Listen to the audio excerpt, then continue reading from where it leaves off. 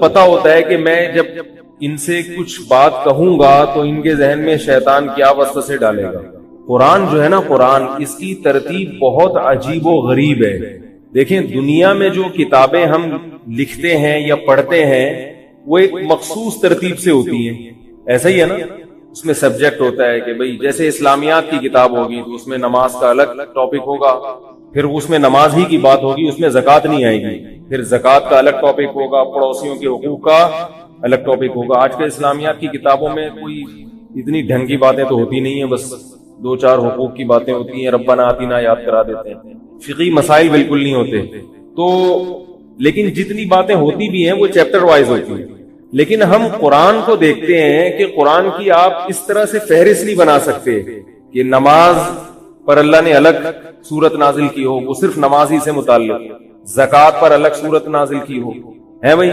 واقعات کا چیپٹر الگ ہو، پھر واقعات میں موسیٰ علیہ السلام کا پورا واقعہ ڈیٹیل سے ایک ہی جگہ بیان کر دیا ہو، دوبارہ اس کو پھر بیان نہ کیا ہو. اور حضرت عیسیٰ علیہ السلام کا ٹاپک ایک جگہ ہو، یونس علیہ السلام کا ٹاپک ایک جگہ، ابراہیم علیہ السلام کا ٹاپک ایک جگہ، جہاد کی بحث ایک جگہ، وراثت کی ایک جگہ، طلاق کے مسائل ایک جگہ. ایسا نہیں ہے قرآن. عقیدے کی بحث ایک جگہ ہو. کیا خیال ہے؟ بکھرے ہوئے موضوعات ہیں، بکھرے ہوئے. نماز کی بات آئے گی فوراً زکوٰۃ کی بھی آ جائے گی. نماز زکوٰۃ، نماز اور زکوٰۃ تو ملے ہوئے ہیں. جہاں نماز وہاں زکوٰۃ، حالانکہ بالکل الگ الگ نوعیت کی عبادت، ڈیفرنٹ عبادتیں جسے کہتے ہیں، بالکل کوئی آپس میں میچ.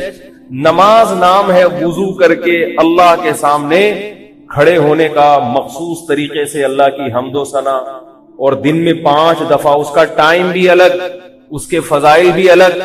زکوٰۃ بالکل ایک الگ نوعیت کی عبادت ہے، اس کا تو چیپٹر ہی الگ ہونا چاہیے. زکوٰۃ کیا ہے؟ سال میں 1 دفعہ ہے، اور نماز روزانہ 5 دفعہ. زکوٰۃ کا کوئی ٹائم متعین نہیں ہے کہ وہ ٹائم گزر گیا تو قضا ہو جائے گی. نہ نہ نہ، قضا نہیں ہوتی زکوٰۃ کبھی بھی. نماز ٹائم گزر گیا تو قضا. نماز کے لیے وضو ضروری، زکوٰۃ کے لیے وضو ضروری نہیں. نماز ہر ایک پر فرض ہے، زکوٰۃ مخصوص طبقے پر فرض ہے. یعنی جتنی چیزیں الگ ہو سکتی ہیں نا ایک دوسرے سے، وہ الگ. نماز میں جسم تھکتا ہے، زکوٰۃ میں جس ایک قطرہ بھی پسینے کا نہیں نکلتا. ادھر سے پیسے نکالو، ادھر پکڑا. یہ تو نہیں ہوتا نا کہ زکوٰۃ میں آپ کو ویٹ لفٹنگ کرنی پڑتی ہو، ایسا تو نہیں ہے نا.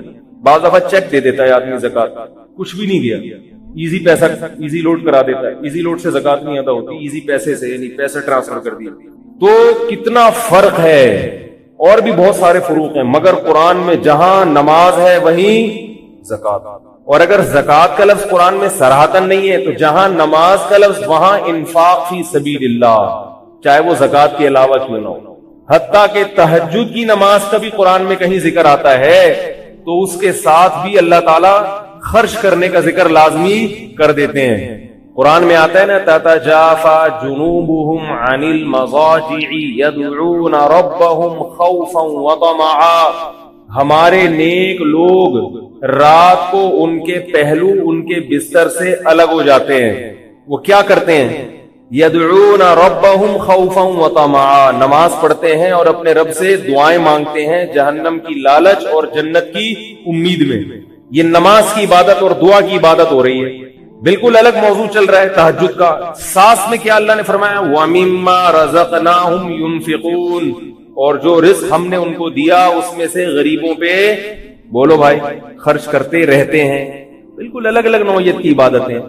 اور بعض دفعہ قرآن میں جہاں تک مجھے یاد پڑتا ہے 2 مقام ایسے ہیں کہ اس میں نماز زکوٰۃ ساتھ ہے، مگر تیسرا مضمون اللہ نے درمیان میں ڈال دیا.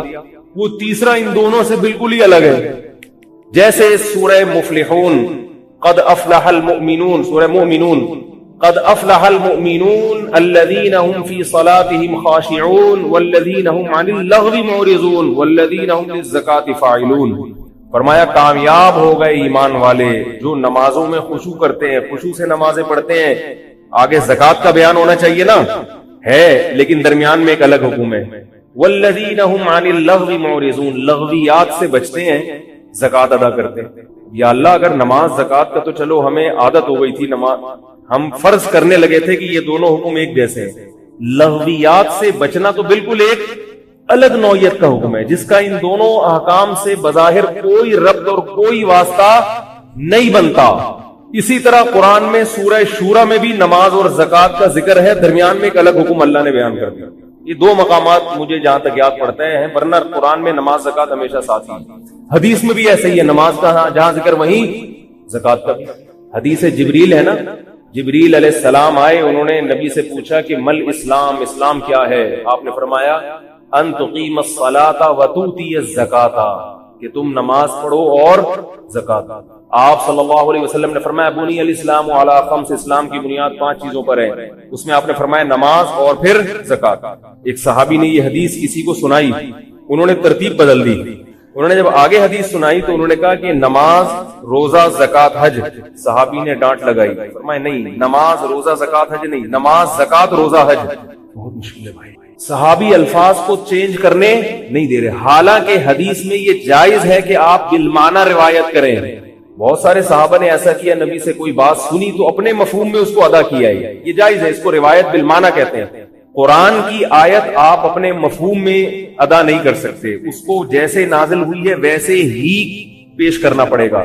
لیکن حدیث میں ایسا ہوا ہے کہ جو حدیث کا الفاظ تھے, راوی نے وہ الفاظ چینج کر کے ان کا مفہوم اپنے انداز میں بیان کیا. حدیث میں ایسا بھی ہوا ہے. اسی وجہ سے بعض حدیثیں ایسی ہیں جن کے ظاہر پر امام ابو حنیفہ نے فتویٰ نہیں دیا, جس کی وجہ سے لوگ امام ابو حنیفہ کے مذہب کو غلط کہتے ہیں اور کہتے ہیں حدیث کے مخالف ہے. میں نماز اور زکوٰۃ کی بات کر رہا تھا. دیکھو قرآن مجید میں جہاں بھی نماز ہے وہیں زکوٰۃ, 2 مقام ایسے ہیں جہاں درمیان میں اللہ نے بالکل ایک ڈیفرنٹ موضوع, والذین هم عن اللغو معرضون. اور سورہ شورى میں اللہ نے نماز کا ذکر کیا اور زکوٰۃ کا, اور درمیان میں کیا فرمایا, وَأَمْرُهُمْ شُورَىٰ بَيْنَهُمْ. ایمان والے نماز پڑھتے ہیں, آپس کے معاملات مشورے سے طے کرتے ہیں اور زکوٰۃ دیتے ہیں. مشورہ نماز اور زکوٰۃ کے درمیان کہاں سے آ گیا؟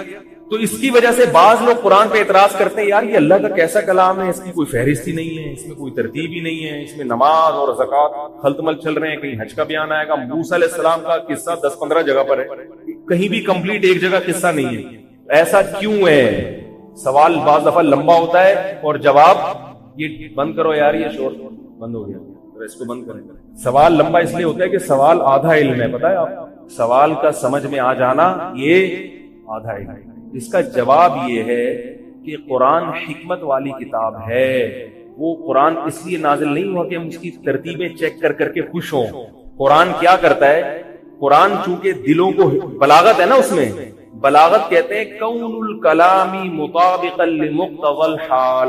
یہ میرے موبائل کی وجہ سے تو نہیں ہو رہا, پہلے گئے کہاں تھا یار, یہ گھڑی صحیح ہے, یہ پھر بعد میں دیں آخر میں. تو قرآن مجید جو ترتیب, قرآن بلاغت کی کتاب ہے, اور بلاغت کسے کہتے ہیں, کون الکلام مطابقا لمقتضى الحال.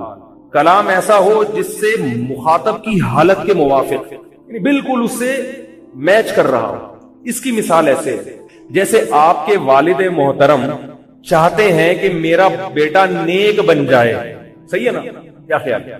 آپ پکڑائی میں نہیں آ رہے نصیحت کے لیے, ہر وقت سنوکر پہ بیٹھے رہتے ہیں, دکان پہ بیٹھے رہتے ہیں, گٹکے کھاتے رہتے ہیں. ایک دن آپ پکڑائی میں آ گئے, کب آئے بھائی؟ کھانے کے ٹائم. ناشتے پہ آپ نے بھی جانا تھا, آفس جانا تھا آپ نے, یا اسکول جانا تھا, یا کالج جانا تھا, اور ابا نے بھی جانا تھا, تو اتفاق سے ناشتے پہ دونوں کا ٹکراؤ ہو گیا. اب ابا کیا کریں گے؟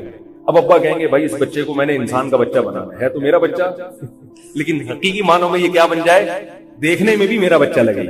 اب ابا کیا کریں گے؟ ابا کے سامنے ڈھیر ساری چیزیں ہوں گی, یار یہ نماز بھی نہیں پڑھتا, یہ کم بخت غریبوں کا خیال بھی نہیں کرتا, تو کھانے پینے کی تمیز بھی نہیں ہے اس کو, ہے بھائی, اور کم بخت جو ہے اور بہت ساری چیزیں کرتا ہے, آنکھ مٹک کے بھی کرتا ہے.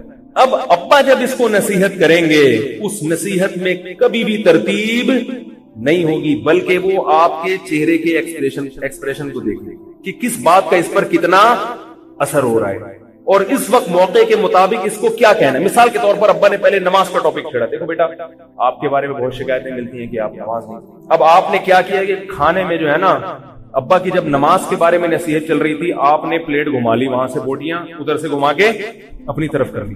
تو ابا نماز کے ٹاپک کو فوراً چھوڑ کر آپ کو کھانے کے آداب بیان کرنا, بولو نا یار, شروع کر دیں. ابا یہ نہیں دیکھیں گے کہ پہلے ایک ٹاپک کمپلیٹ ہو جائے کھانے کا ٹاپک 6 مہینے بعد آئے گا، کیونکہ ابھی پہلے نماز کے ٹاپک پر بچے کے سامنے تقریر ہوگی، 1 مہینہ نماز کے فضائل، نماز کے مسائل، پھر زکات پر آؤں گا میں، اور نماز کھانے کا ٹاپک تو 6 مہینے۔ ابا کہے گا ہٹا یہ اپنی تقریریں، کوئی اگر فلاسفر آ کے ابا کو کہنا دیکھیں ترتیب سے چلنا چاہیے انسان، بے ترتیبی نصیحت اچھی نہیں ہوتی، تو ابا کہے گا یہ تو اپنے گجا کتاب لکھ، یونیورسٹیوں میں یہ لیکچر بہت اچھے ہیں، یونیورسٹیوں میں آپ جا کے لیکچر دو ترتیب سے، یہ میرا بیٹا ہے اس کی میں نے اصلاح کرنی ہے، مجھے جو بات جس وقت مناسب لگے گی میں پارسل کر دوں گا، جو بات جس وقت مناسب لگے گی میں بغیر ترتیب کے پارسل کر دوں گا۔ تو اس کلام میں بظاہر ترتیب نہیں ہوگی، مگر حقیقت میں وہی مرتب کلام ہوگا کہ جس وقت جو بات کہنا مناسب تھی این اسی ٹائم پر ابا نے وہ بات کہہ دی، اور اس میں اس قسم کی جتنی اچھی ترتیب ہوگی اتنی ہی بچے پر نصیحت کا اثر زیادہ ہوگا۔ بظاہر یہ انتہائی غیر مرتب کلام ہوگا جس میں ترتیب کے علاوہ سب کچھ ہے، لیکن اصلاح کے لحاظ سے، بچے کی تربیت کے لحاظ سے سب سے زیادہ مرتب کلام یہی ہوگا کہ جو بات اس کے چہرے کے تاثرات کو دیکھ کر، ماحول کو دیکھ کر، جو بات اس کے لیے اس وقت سب سے زیادہ مناسب ہے، ٹاپک چھوڑ کر وہ بات شروع کر دی جائے۔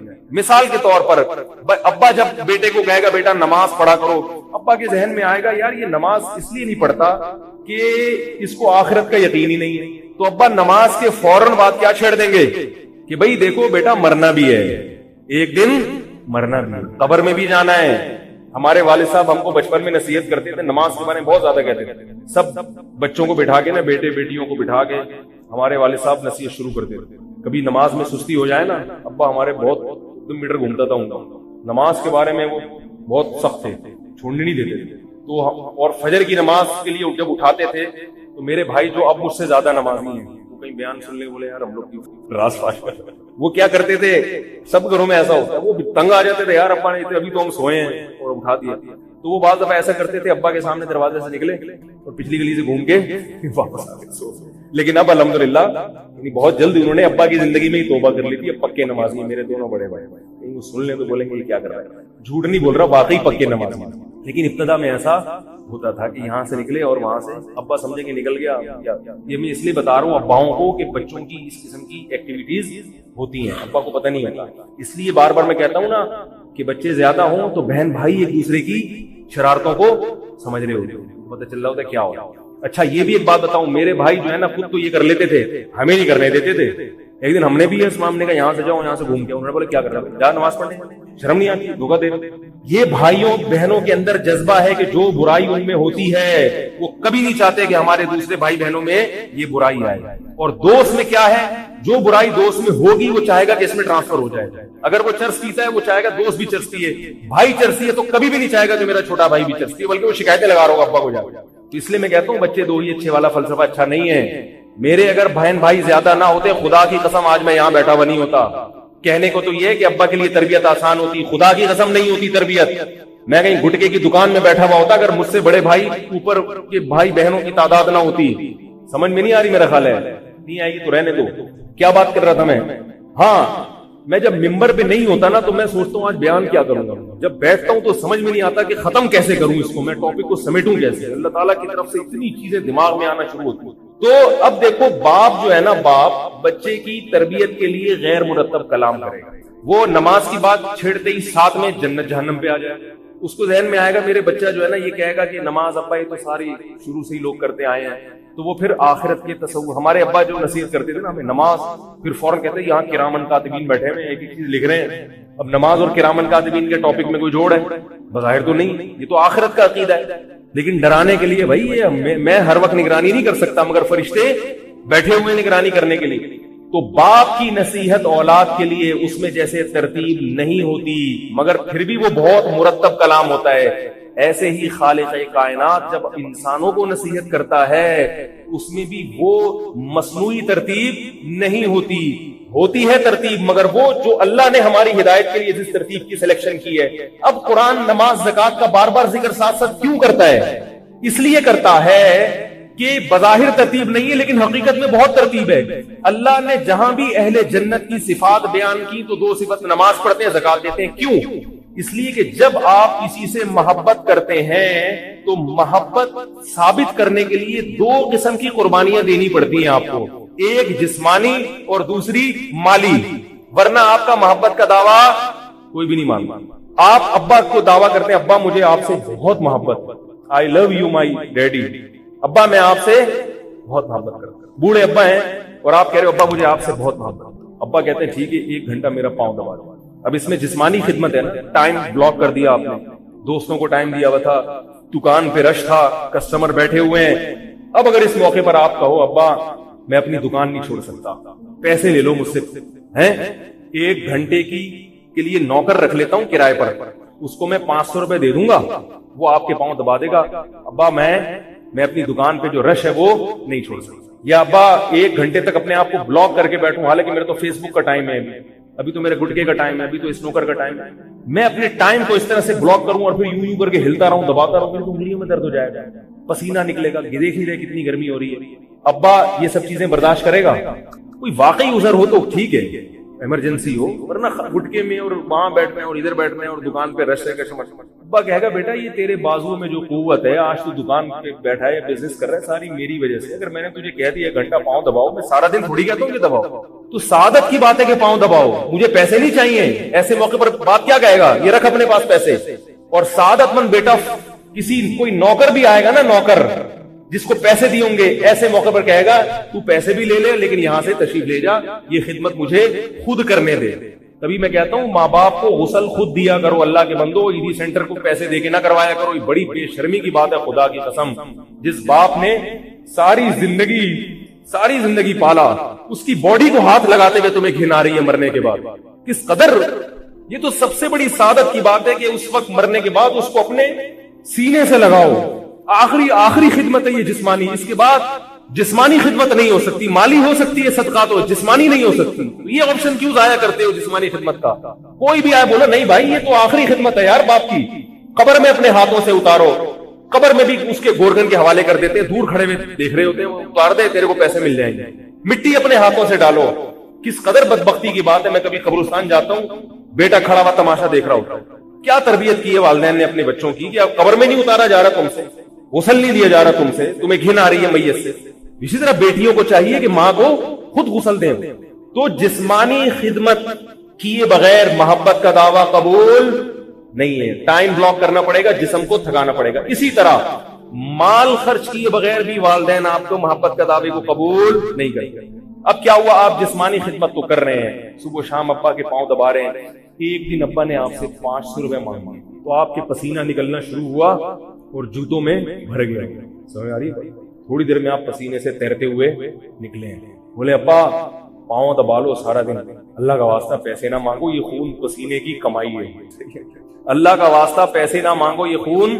یا تو نا ابا پوری جائیداد مانگ رہے ہوں, پھر تو آدمی تھکتا ہے یار, ابا کیا کر رہے ہو, ابا 500 روپے مانگ رہے ہیں, کبھی 1000 روپے مانگ لیے ابا نے, آپ کہہ رہے ہو نہیں, تو ابا کہے گا پاؤں بھی دبانے کی ضرورت, کہے گا نا غیرت مند ابا ہوگا بشر.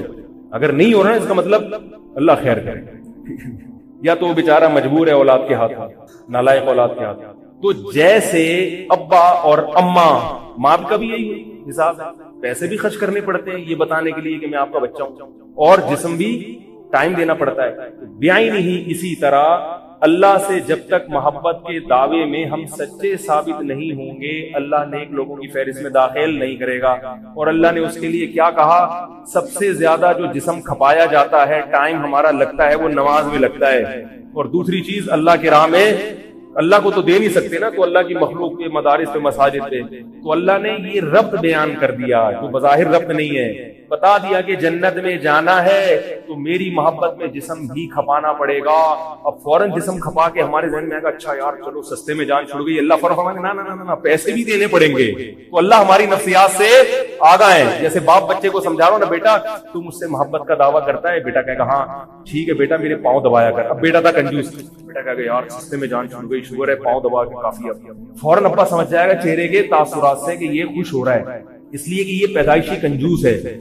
فوراً ابا کہے گا کہ بیٹا بھی بات میری مکمل نہیں ہوئی ہے, روکڑا بھی چاہیے, کیا خیال ہے. پھر بات کمپلیٹ ہوگی جس میں بظاہر ترتیب نہیں ہے, لیکن خدا کی قسم اس سے زیادہ مرتب کلام ہو نہیں سکتا. تو اس لیے قرآن کی بظاہر مرتب نہیں. پھر یہ 2 مقام پہ لغو کہ والذین هم عن اللغو معرضون, کہ یہ لغویات سے بچتے ہیں, اور دوسرے مقام پہ کیا آتا ہے کہ مشورہ کرتے ہیں. ان 2 مقام پہ اللہ نے بالکل الگ نوعیت کا حکم کیوں داخل کیا؟ اس کی بہت ساری حکمتیں ہیں. ایک بہت بڑی حکمت ہے ان دو احکام کی اہمیت کو بیان کرنا. گویا بزبان حال اللہ کہہ رہے ہیں کہ اے میرے قرآن کی تلاوت کرنے والوں، تم صبح و شام قرآن میں بھی حدیث میں بھی ہمیشہ نماز اور زکوٰۃ ایک ساتھ دیتے ہو، لیکن آج میں درمیان میں نماز کے بعد حکم دے رہا ہوں کہ لغویات سے اعراض بھی ضروری ہے تاکہ یہ حکم ہائی لائٹ ہو جائے. فوراً تمہیں تعجب ہو یار یہ اللہ تعالیٰ نے اپنی عادت کو چینج کیوں کر دیا؟ تو عادت ہمیشہ کسی بہت اہم حکم کو بتانے کے لیے چینج کی جاتی ہے، معمولی حکم کو بتانے کے لیے چینج نہیں کی جاتی. کیونکہ لغویات سے بچنے کو لوگ معمولی سمجھتے ہیں. لوگ کہتے ہیں بھائی کسی کو قتل کر دو، یہ تو بڑا گناہ ہے. لوگ کہتے ہیں بھائی چوری کرو، یہ تو بڑا گناہ ہے، ہاتھ کٹتا ہے اس سے. زنا کرو، بڑا گناہ ہے، کوڑے لگتے ہیں.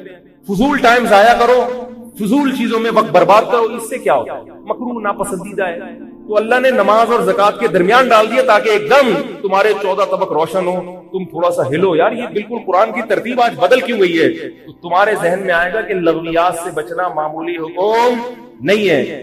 اگر قتل درمیان میں اللہ لے آتے نا، قتل نہ کرو کسی کو، پھر اشکال ہوتا کہ بھئی قتل تو ویسے ہی بڑا گناہ ہے، اس کو تو قرآن نے بڑی وعیدیں بیان کی ہیں. تو لغویات سے بچنا عرف میں معمولی چیز سمجھا جاتا ہے، ٹائم ویسٹنگ کو بہت معمولی سمجھا جاتا ہے. تو اس معمولی حکم کی اہمیت بظاہر معمولی ہے، اس کی اہمیت کو بڑھانے کے لیے اللہ نے دو اہم ترین حکم نماز اور زکوٰۃ قرآن میں سب سے اہم حکم ہے، تو ان دو اہم حکم کے درمیان میں رکھ دیا کہ یہ بھی اسی طرح اہم ہے جس طرح یہ دو اہم ہیں.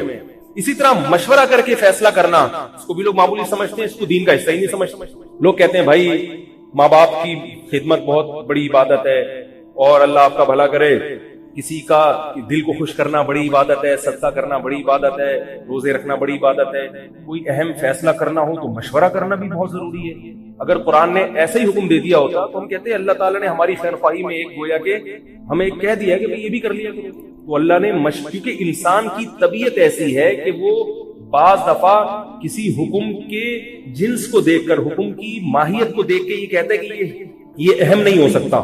یعنی حکم کی ماہیت ہی ایسی ہوتی ہے. جیسے آپ کافر کو بھی اگر کہنا کہ بھئی قتل بڑا جرم ہے، وہ فوراً مان لے گا، کیونکہ قتل نظر آتا ہے بڑا جرم. لیکن آپ اس کو کہیں مشورہ کرنا اسلام کا بہت بڑا حکم ہے، وہ کہے گا پتہ نہیں ہے بھی یا نہیں، اپنی طرف سے تو نہیں پھینک رہا کہیں. کیونکہ مشورے کا کیا مطلب ہے؟ کوئی بھی کام آپ کر رہے ہیں، شادی کر رہے ہیں، تجارت کر رہے ہیں، یونیورسٹی میں ایڈمیشن لے رہے ہیں، تو اس میں آپ کسی سے مشورہ کریں.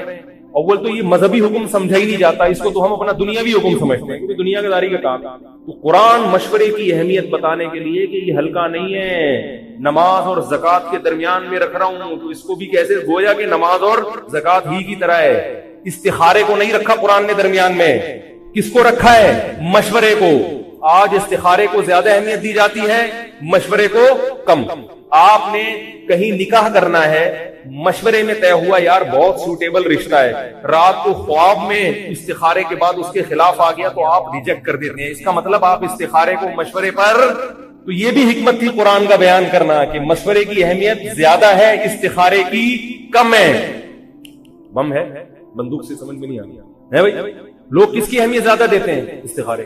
میں مانتا ہوں استخارے کی بھی اہمیت ہے، مشورے سے کم. علماء نے جو ماہر محقق علماء کہتے ہیں اگر صرف استخارہ کرو گے، مشورہ نہیں کرو گے، اللہ کی مدد کا یقین نہیں ہے. اور صرف مشورہ کرو گے، استخارہ نہیں کرو گے، غالب گمان ہے کہ کامیاب ہوگے.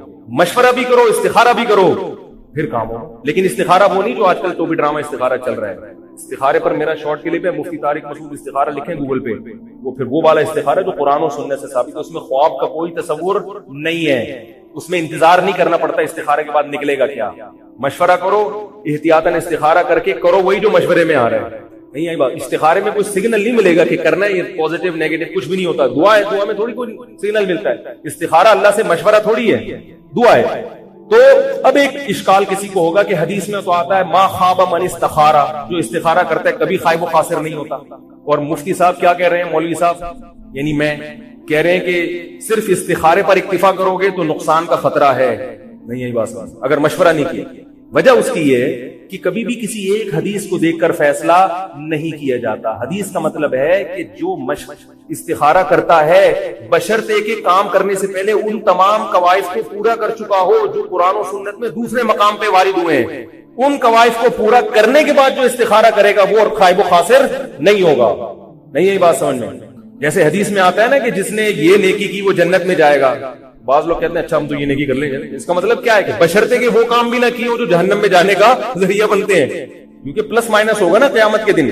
تو اس طرح یہ بات یاد رکھیں کہ اللہ نے دو مقام پہ لغویات کو اور مشورے کو درمیان میں رکھے, اس کی اہمیت, تاکہ مسلمان جو ہے نا غیر مسلموں سے انہیں یہ چیزیں نہ سیکھنی پڑے, ان کو قرآن سے. اور آج افسوس کی بات ہے کہ نہ مسلمان ٹائم ویسٹنگ سے بچتا ہے, وقت ضائع کرنا بہت بڑی عبادت سمجھا جاتا ہے, جو جتنا بڑا مہنجو ہوگا اتنا نیک سمجھا جاتا ہے. لوگ جھک جھک کے سلام کرتے ہیں کہ حضرت جی 24 گھنٹے پڑے رہتے ہیں, صرف نماز کے لیے اٹھتے ہیں, پھر دوبارہ سے جا کے لیٹ جاتے ہیں, کھانے کے ٹائم پہ دوبارہ اڑ جاتے ہیں, کوئی کام نہیں ہے سارا دن, فضول ٹائم.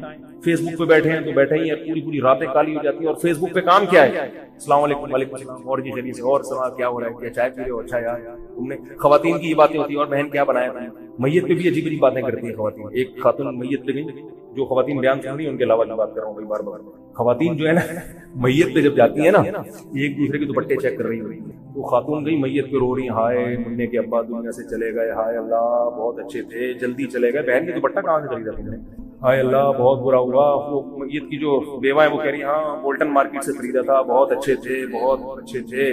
دوسری کیا کہتے ہیں, ہاں بہن وہاں سنا ہے ذرا سستا مل جاتا ہے, اللہ معاف کرے چھوٹے چھوٹے بچوں کو یتیم کر دیا. پوری جو ہے نا بولٹن مارکیٹ سے خریدا ہے, وہاں سے واقعی سستا ملتا ہے. بہن تم نے اچھا خریدا, رو بھی رہی ہیں, اور بندے چوڑیاں شاپنگ کی, سارے پروگرام بھی چل رہے, پتہ ہی نہیں چلتا کسی کو کیا ہو رہا ہے. سب کی بات میں بار بار بتا دوں نہیں کر رہا, کیونکہ خواتین کے بڑے نیگیٹو کمنٹس آنا چاہیے. تو بھائی ایک مذاق ہے یار, اس کو سیریس میں لیا کرو, اللہ کے بندو تھوڑا سا چلتا ہے مارکیٹ میں. تو بات سمجھ میں آ گئی.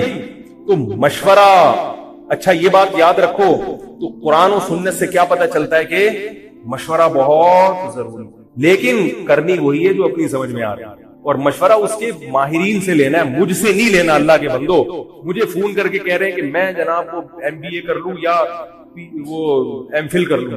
مجھے تو یہی نہیں پتا ابھی تک ایم فل کا پورا سر میں ہوتا کیا ہے. MBA کا سرسری تصور تو ہے, مینجمنٹ سیکھی جاتی ہے, مجھے کیا پتا یار تو نے کیا کیا. یہ تو جاؤ کسی جنہوں نے MBA کیا ہوا ان سے مشورہ لو کہ یار تمہیں کر کے کیسا لگا. مولوی سے تم کیا باتیں پوچھ رہے ہو.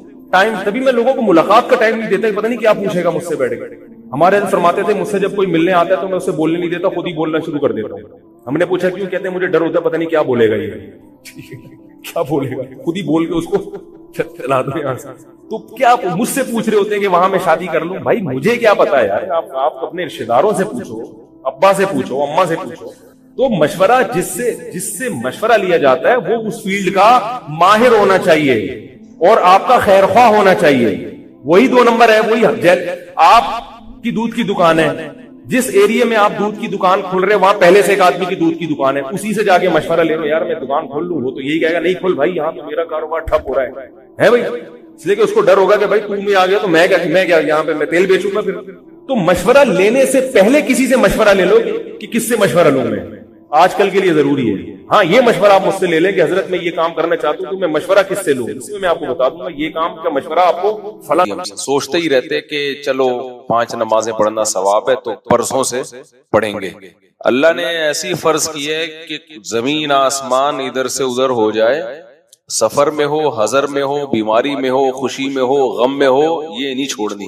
ٹھیک ہے نا, تو مجبور ہیں بھائی. اللہ نے کہا کہ میں کوئی عذر مانوں گا ہی نہیں, سفر ہو کچھ بھی ہو پڑھنی ہے.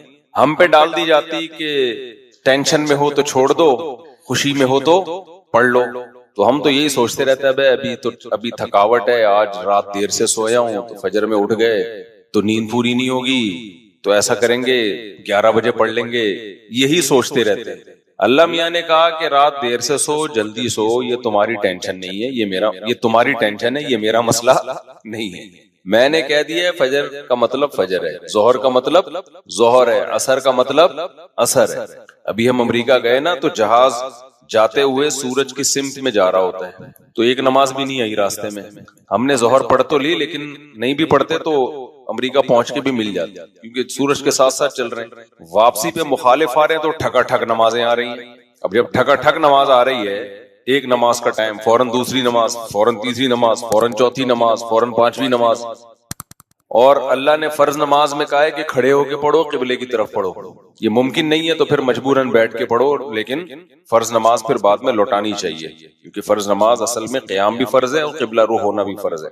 تو اب ہمارے ساتھ دوست تھے, انہوں نے کہا کیسے؟ میں نے کہا مجبوراً بھائی پڑھنی پڑے گی, اللہ کا حکم ہے, نماز آپ سفر میں نہیں چھوڑ سکتے. اللہ نے 4 کی 2 کی ہی اسی لیے کہ میں نے 4 کی 2 کر دی ہیں, چھوٹی کر دی ہے, اس لیے کہ چھوڑنا نہیں ہے, آدھی کر لو. چھوڑنے کا آپشن ہوتا تو اللہ پھر کہہ دیتا ٹینشن میں ہو تو چھوڑ دینا, نہیں تو پھر پوری پڑھ لینا, یہ کہتا نا اللہ تعالیٰ.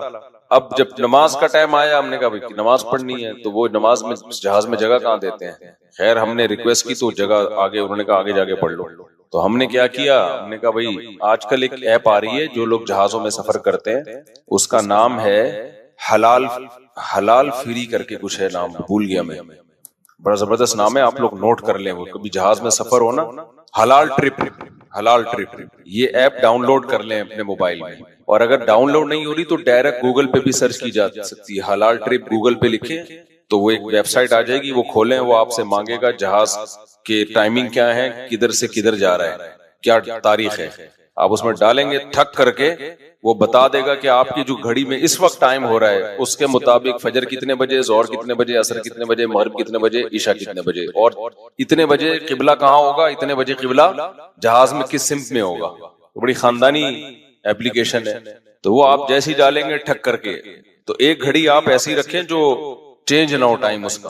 تو یہ خوب مسئلہ سمجھ لیں کہ جہاز میں آپ کو کھڑے ہو کر نماز پڑھنی ہے, اگر ممکن نہ ہو اجازت نہ دیں پھر مجبوراً بیٹھ کے پڑھیں, لیکن اس نماز کو لوٹا لیں. تو ہم نے تو کھڑے ہو کر اجازت مل گئی تھی, ہم نے کہا چلو پڑھ. اس میں یہ آسانی ہے کہ ظہر اور عصر اکٹھی, لیکن کیسے اکٹھی, اس طرح سے اکٹھی کہ ہم نے دیکھا کہ ظہر کا ٹائم ختم ہو رہا ہے, فرض کریں 5 بجے ختم ہو رہا ہے, اور عصر کا ٹائم 5 بجے شروع ہو رہا ہے. تو ہم نے کیا کیا, وضو کر لیا, کیونکہ جہاز کے واش روم میں وضو کرنا بھی آسان کام نہیں ہے. تمیز سے وضو کیا کرو, وہاں پہ ایسا کیچڑ نہ کر دو کہ وہ بولیں نمازیوں پہ پابندی لگا دیں. اس میں وضو تمیز سے, پانی نہ گرے. میں تو وضو کر کے ٹیشو سے سب نیچے صاف کرتا ہوں, تاکہ کوئی نیا بندہ جائے نا, وہ یہ نہ کہے یہ مولویوں کی وجہ سے دیکھو کیچڑ کتنا ہو گیا, برا امیج نہ جائے. صاف ستھرا کر کے بالکل, اس میں کوئی بات نہیں, ہاتھ خراب ہو جائے گا اس کو دھو لو آرام سے, لیکن امیج اپنا خراب نہ کرو کہ یار یہ نمازی لوگ جب بھی جہاز میں آتے ہیں کیچڑ کر کے جاتے ہیں. ایک نے مجھے بتایا, پائلٹ نے, کہ ہم کہیں جا رہے تھے, کہیں اجتماع تھا, تو سارے نمازی بیٹھے ہوئے تھے جہاز میں, تو کہہ رہے جہاز کی حالت یہ ہو گئی تھی کہ جیسے کوئی تالاب بنا ہوا ہوتا ہے, سارے وضو کر کر کے آ رہے ہیں گیلے پاؤں کے ساتھ پورے جہاز میں نا, کہتے ہیں ایسا کیچڑ ہم نے زندگی میں کبھی نہیں دیکھا جہاز میں. تو کتنا برا امیج گیا نا.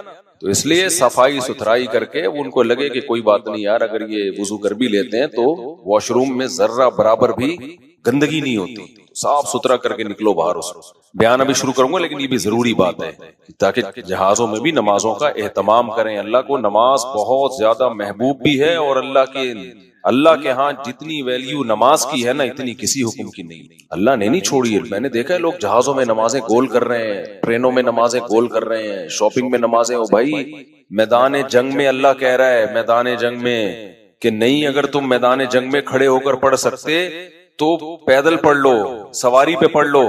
اے اللہ بعد میں پڑھ لیں گے نا, جنگ سے جب فارغ ہو جائیں گے پھر پڑھ لیں گے, ابھی کیا ٹینشن ہے. اللہ نے کہا ان الصلاۃ کانت علی المؤمنین کتابا موقوتا, نماز مومنین پر مقررہ اوقات میں فرض ہے, یہ نہیں ہے کہ بعد میں پڑھ لو. کتنے آرام سے کہتے ہیں بھی سفر میں ابھی کہاں جائیں کیا کریں. نہیں بھائی, نمازی آدمی زمین آسمان ادھر سے ادھر ہو جائے, وہ کہتا ہے بھائی چھوڑنی نہیں ہے, کچھ بھی ہو جائے.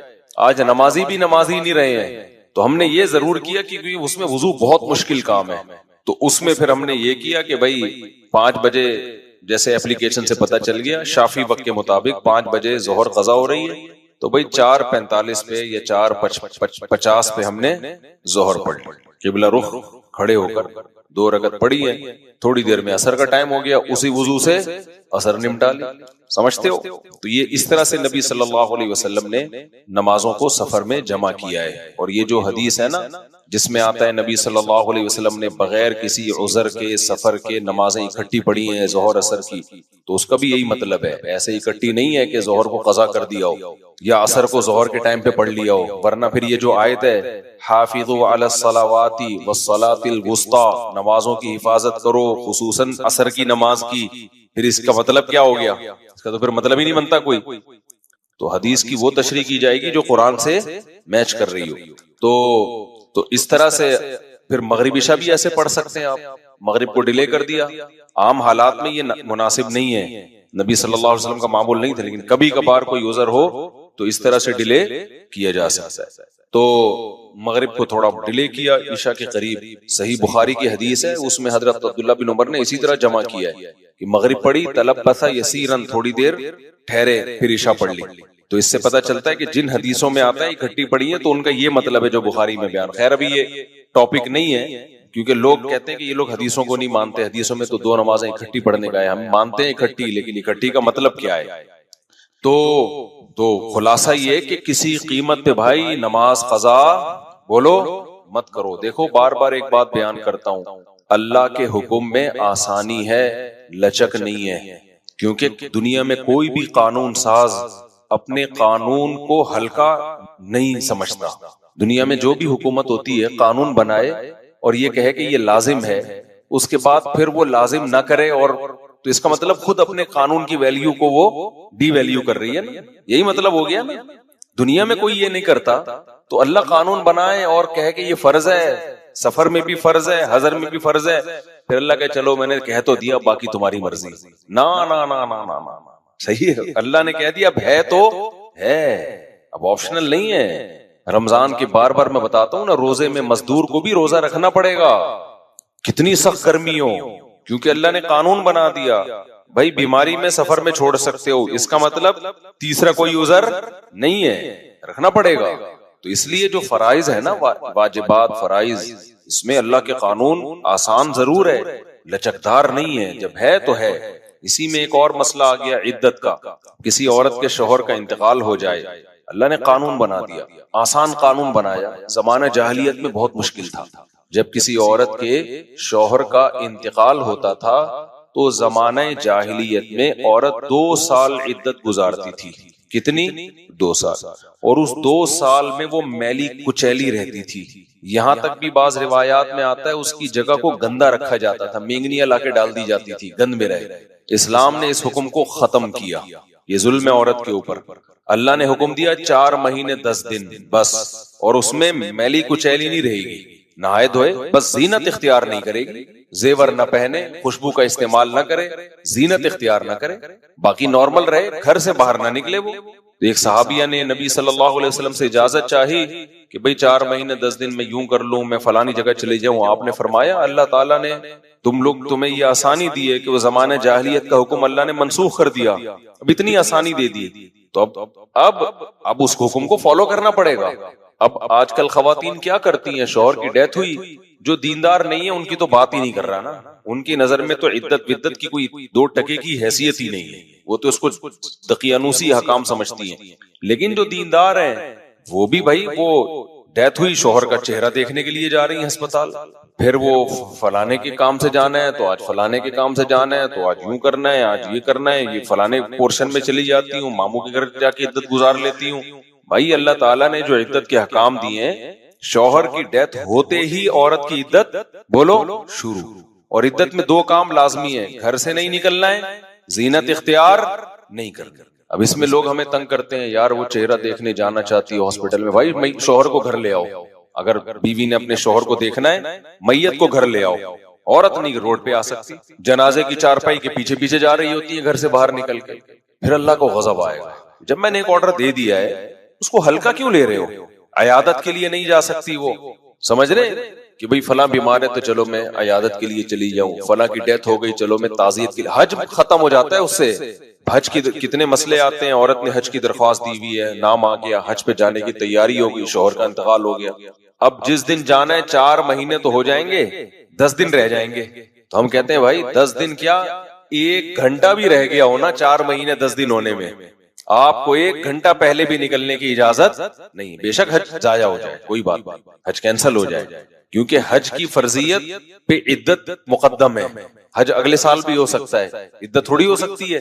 تو ہاں یہ اللہ نے آسانی رکھ دی ہے کہ جس عورت کا کوئی کمانے والا نہ ہو، اللہ نے لچک، جہاں شدید ضرورت تھی وہاں اللہ نے خود بخود لچک رکھ دی کہ بھوکے تو نہیں مر سکتے نا، کمانے والا کوئی نہیں ہے تو کمانے کے لیے جا سکتی، مجبوری ہے بھائی کمانا. اس میں فقہاء نے بیان کیا دن میں جائے بغیر زینت اختیار کیے، اور دن میں واپس آ جائے اور صرف کمانے کی حد تک باہر نکلے, ادھر ادھر نہ جائے. اب اس میں خواتین یہ کیوں ایسے کیا؟ بھائی اللہ کا حکم ہے, اب اس میں آپ کو چونو چرا کی اجازت بولو نہیں, بس آرڈر دے دیا. پھر اللہ نے یہ بھی حکم نازل کر دیا کہ اگر عورت پریگنینسی میں ہے تو بچہ ہوتے ہی اس کی عدت ختم ہو جائے گی. دیکھو ہمارے نبی صلی اللہ علیہ وسلم بھی اللہ کے آرڈر کے سامنے کیسے اپنی عقل نہیں استعمال کرتے تھے. ایک صحابیہ کو حمل تھا, ان کے شوہر کی ڈیتھ ہوئی ہے اور ادھر بچہ پیدا ہو گیا, ادھر ڈیتھ ہوئی اور ادھر فوراً ہی. اب ان کو خیال ہوا بھائی اتنی جلدی تو عدت پوری نہیں ہوتی, تو کیا کرنا ہے؟ نبی نے سے مسئلہ پوچھا کہ آپ نے فرمایا ختم. جب اللہ نے کہہ دیا وَأُولَاتُ الْأَحْمَالِ أَجَلُهُنَّ أَن يَضَعْنَ حَمْلَهُنَّ, کہ حمل والی عورت کی عدت یہ ہے کہ بچہ جن لے, تو بچہ جن دیا تو اللہ نے تو نہیں کہا کہ 1 سیکنڈ بعد جنے یا 1 سال کے بعد جنے, اللہ نے یہ کہا ہے اللہ نے قرآن میں. تو ہمارے نبی بھی اللہ کے حکم کو کیسے فالو کرتے تھے نا. اگر یہی بچہ پہلے پیدا ہو جاتا, پیدا ہوتے ہی شوہر کی موت ہو جاتی. فقہا بہت باریک مسائل بیان کرتے ہیں اور آج کل کے اسکالر نا ان کا مذاق اڑاتے ہیں کہ دیکھو یہ اتنی باتوں میں لوگوں کو الجھایا ہوا ہے. فقہا نے بیان کیا ہے کہ ادھر بچہ پیدا ہوا, کیونکہ ایسا ممکن ہے, قانون جب لکھا جاتا ہے تو امکان کو بھی لکھا جاتا ہے کہ ابھی آدھا بچہ پیدا ہوا ہے اور شوہر کی ڈیتھ ہو گئی تو کیا ہوگا. ایک ہے بچہ پیدا ہوتے ہی شوہر کی ڈیتھ ہو جائے, تو بچہ چونکہ پہلے پیدا ہوا ہے, شوہر کی ڈیتھ بعد میں ہوئی ہے, تو اب عدت کیا ہوگی؟ اب 4 مہینے 10 دن چلے گی. ادھر شوہر کی ڈیتھ ہوئی اور فوراً بچہ پیدا ہو گیا تو عدت ختم. اب ایسے بھی کیس قیامت تک کے لیے دین آیا ہے نا, ایسا بھی ممکن ہے کہ شوہر کی ڈیتھ ہوئی اور بچہ آدھا پیدا ہوا ہے اور ادھر ڈیتھ ہوئی اس کی, یعنی ولادت ہو رہی تھی اور شوہر کا انتقال ہو. امکان تو ہے نا, لا جب لکھا جاتا ہے نا تو اس میں امکانات بھی لکھے جاتے ہیں. تو فقہا نے اس میں بھی بحث کی ہے کہ اس صورت میں کیا ہوگا, یا عورت کنفیوز ہے, پتہ ہی نہیں چل رہا کہ جب اطلاع ملی ہے تو بچہ پیدا ہو چکا تھا یا نہیں ہوا تھا. اس کے بھی فقہا نے حکام لکھے ہیں, تو بہت باریکیوں میں جا کے, تاکہ آئندہ آنے والے لوگوں کو کنفیوژن نہ ہو. آپ کتاب میں جا کے دیکھو, ہر مسئلہ فقہا نے ڈسکشن کی ہے اور اس کو بیان کیا ہے. تو ذرا سے فرق سے عدت کا حکم چینج. لیکن کیوں اتنا احتیاط کیوں؟ بھائی اللہ کا جب لا ہے تو وہ 2 اور 2 4 کی طرح ہے. سمجھتے ہو کہ نہیں سمجھتے ہو؟ جب اللہ نے کہہ دیا کہ بھائی جو حمل والی عورت ہے اس کا بچہ پیدا ہوتے عدت ختم, اگلے سیکنڈ میں بچہ پیدا ہوا عدت ختم. حضرت عائشہ کا قول ہے یا کسی صحابی کا کہ شوہر کو ابھی غسل بھی دیا جا رہا ہو نا, ابھی دفنایا بھی نہیں جا رہا ہے اور بچہ پیدا ہو جائے تو بس ختم عدت, چاہے دفنایا بھی نہ ہو, فوراً نکاح کر سکتی ہے وہ, ٹھیک ہے نا, فوراً نکاح کر سکتی. تو اللہ نے اجازت دے دی اس کو. اب اس میں حکمت کیا ہے ہمیں نہیں پتا بھائی, اللہ کا حکم ہے, نص وارد ہو گئی تو نبی نے بھی اس پر عمل کیا, صحابہ نے بھی, ائمہ مجتہدین نے بھی. لیکن